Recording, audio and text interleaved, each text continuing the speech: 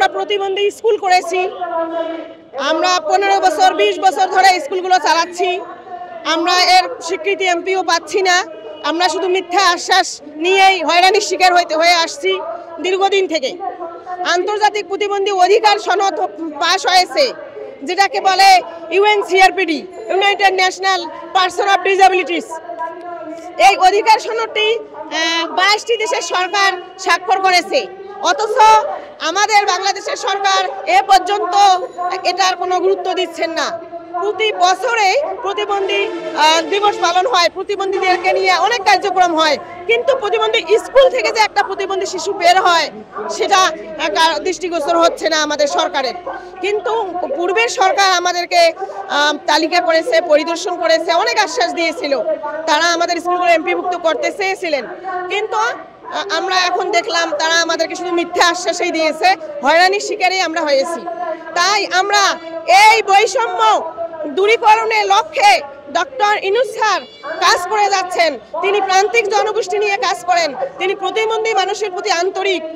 এই আশা বুক পেতে আমরা রাস্তায় পড়ে আছি যে অন্তর্বর্তীকালীন সরকার, আমাদের ডক্টর ইউনূস স্যার আমাদের দুঃখ দুর্দশাগুলো বুঝবেন, তিনি আমাদেরকে বৈষম্যের মধ্যে রাখবেন না।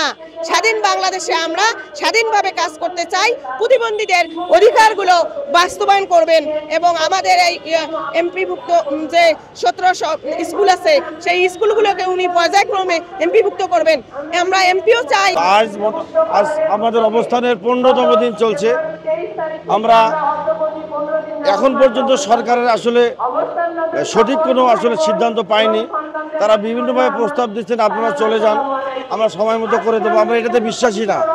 আমরা এক দফা দাবিতে আছি, এমপি এবং স্বীকৃতির প্রজ্ঞাপন নিয়ে ফিরবো। নাহলে যদি আমাদের এখানে ঈদ করতে হয়, আমরা ঈদ পর্যন্ত অপেক্ষা করব, তবে আন্দোলন আমরা এক দফা আন্দোলন চালিয়ে যাবো ইনশাল্লাহ। আমরা দীর্ঘ 10-15 বছর যাবৎ এই বিশেষায়িত বাচ্চাদেরকে নিয়ে আমরা কাজ করছি। আমরা সমাজে পিছিয়ে পড়া জনগোষ্ঠীকে নিয়ে কাজ করছি, সম্পূর্ণ স্বেচ্ছাশ্রম এবং বিনা বেতনে আমরা কাজ করছি। তাই আমাদের এক দফা দাবি, স্বীকৃতি এমপি আমরা বাস্তবায়ন চাই, সেই জন্য আমরা এখানে দাঁড়িয়েছি।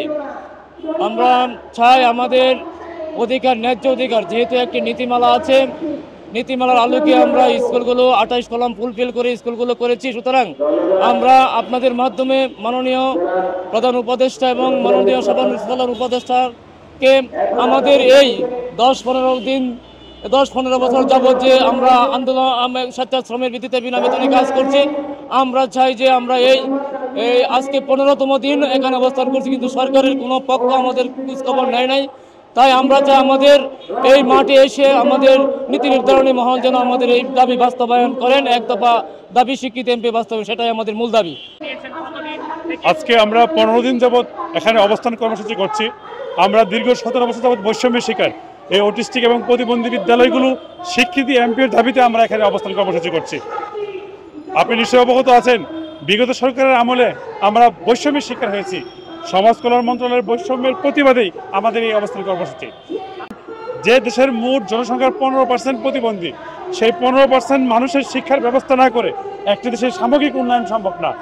আমি মনে করি এই যৌক্তিক দাবি পূরণ না হওয়া পর্যন্ত আমরা আমাদের কর্মসূচি অব্যাহত রাখবো।